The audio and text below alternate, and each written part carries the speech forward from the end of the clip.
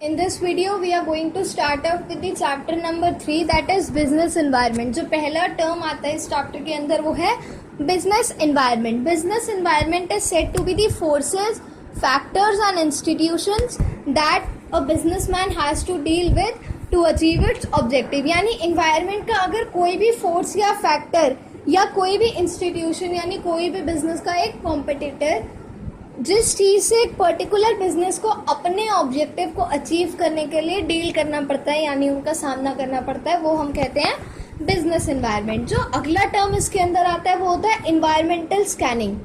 Environmental scanning होता है the complete awareness and understanding of business environment. यानी एक जो हमारे आसपास का बिजनेस एनवायरनमेंट है हमें उसके बारे में कम्प्लीटली अवेयर होना चाहिए और अंडरस्टैंडिंग होना चाहिए. वो चीज को हम कहते हैं environmental scanning. The next topic जो इस चैप्टर के अंदर आता है वो है फीचर्स, कैरेक्टरिस्टिक्स या फिर नेचर ऑफ बिजनेस एनवायरनमेंट. इसके अंदर हमारा पहला पॉइंट है all the external forces. External forces यानी ऑर्गेनाइजेशन से बाहर के फोर्स यानी कोई भी इंस्टीट्यूशन या फोर्सेस या फैक्टर्स जो एक बिजनेस को डायरेक्टली भी और इनडायरेक्टली भी अफेक्ट कर सकते हैं, वो सब चीजें आती हैं एक्सटर्नल फोर्सेस के अंदर. फिर है specific and general forces. Specific forces होते हैं इनसाइड के फोर्सेस यानी वो फोर्सेस जो एक ऑर्गेनाइजेशन को डायरेक्टली इफेक्ट करते हैं सच एज कस्टमर्स, कॉम्पिटिटर्स. और जनरल फोर्सेस वो फोर्सेस होते हैं जो एक बिजनेस को इनडायरेक्टली अफेक्ट करते हैं जैसे सोशल या टेक्नोलॉजिकल फैक्टर्स. थर्ड फीचर इसके अंदर आता है इंटर रिलेशन यानी जो एक बिजनेस एनवायरनमेंट के अंदर जितने भी फोर्सेस हैं वो सारे एक दूसरे से इंटर रिलेटेड होते हैं. फॉर एग्जाम्पल अगर जो हमारा यूथ है वो वेस्टर्न कल्चर की तरफ आगे बढ़ रहा है तो इससे किस चीज की डिमांड बढ़ जाएगी? फास्ट फूड की. यानी वेस्टर्न कल्चर किससे रिलेटेड है? फास्ट फूड से. नेक्स्ट पॉइंट इसके अंदर आता है अनसर्टेनिटी. क्योंकि इन्वायरमेंट में कभी भी कोई भी चेंज आ सकता है तो हम बीइंग अ मैनेजर या फिर एक ऑर्गेनाइजेशन सारे इन्वायरमेंटल चेंजेस को पहले से प्रिडिक्ट नहीं कर सकते, इसलिए business environment is uncertain. The next point under this is dynamic. जो हमारा बिजनेस एनवायरनमेंट होता है वो हाईली फ्लेक्सिबल होता है, वो चेंज होता रहता है, वो रिजिड नहीं होता, वो कभी भी चेंज हो सकता है as per the changing situations. Next point इसके अंदर आता है कॉम्प्लेक्स.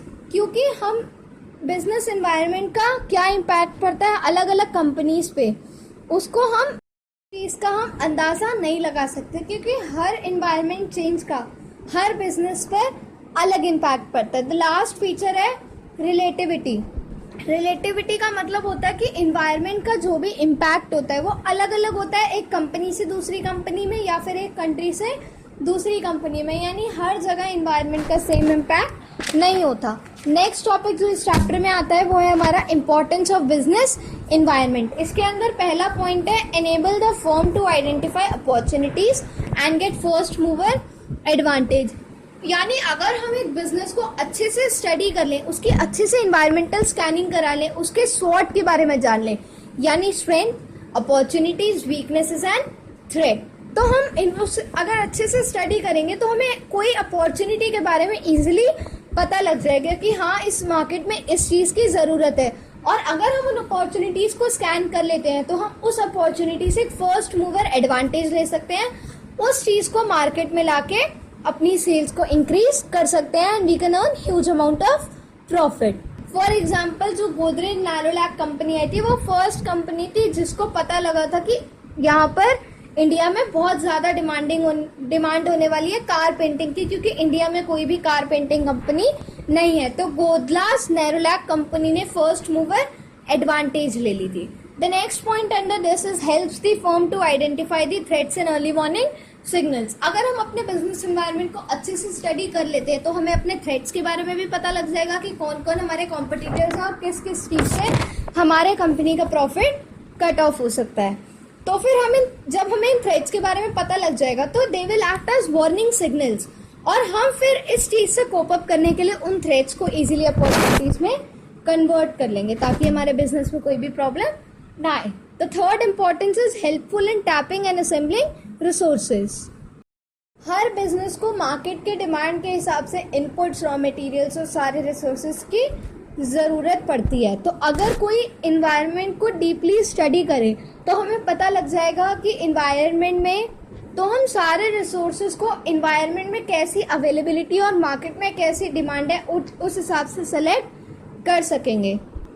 फॉर एग्जाम्पल अगर हमें पता लग जाए तो कि मार्केट में फ्लैट स्क्रीन टीवीज की डिमांड चल रही है, तो हम ब्लैक एंड वाइट टीवी के रिसोर्सेज ना कलेक्ट करके फ्लैट स्क्रीन टीवीज की रिसोर्सेज को कलेक्ट करेंगे। The next importance is help to adjust and adapt with the rapid changes. अगर हमने अपने इन्वायरमेंट को बहुत अच्छे से स्टडी करा है तो वो स्टडी हमें हेल्प करती है हम कोई भी इन्वायरमेंटल चेंजेस के साथ इजीली कोप अप कर सके और उस सिचुएशन को हैंडल कर सकें। और बिजनेस चेंजेस ले आता है अपनी वर्किंग स्टाइल में, ताकि जो एक्सटर्नल इन्वायरमेंट है यानी जो बाहर ऑर्गेनाइजेशन से बाहर का इन्वायरमेंट है वो इंटरनल इन्वायरमेंट के साथ मैचअप हो सके। नेक्स्ट पॉइंट इसके अंदर आता है assisting in planning and policy making. एक ऑर्गेनाइजेशन में कोई भी प्लान्स एंड पॉलिसीज बनाई जाती हैं तो वो बिजनेस एनवायरनमेंट को ध्यान में रखकर बनाई जाती हैं, ताकि बिजनेस में अगर कोई भी चेंज आ रहा हो तो हम अपनी स्ट्रैटेजीज अपने प्लान्स को इजीली चेंज कर सकें। तो हमें अपनी प्लान्स एंड पॉलिसीज को एनवायरनमेंट को स्टडी करके इस तरीके से बनाना चाहिए कि हम उस एनवायरनमेंट से जो हमारे अपॉर्चुनिटीज हैं उनको ग्रैब कर सकें और अपना मार्केट शेयर बढ़ा सकें। द लास्ट इम्पोर्टेंस जो इसके अंदर आती है वो है इम्प्रूवमेंट इन परफॉर्मेंस।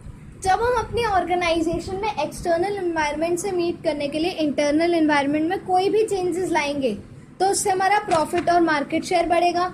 जब हमारा प्रॉफिट और मार्केट शेयर बढ़ेगा तो इससे ऑटोमेटिकली जो हमारी फर्म की परफॉर्मेंस है वो इम्प्रूव हो जाएगी। So that's up for this video. If you found it useful don't forget to like, share and subscribe. This is Twinkle Midda signing out.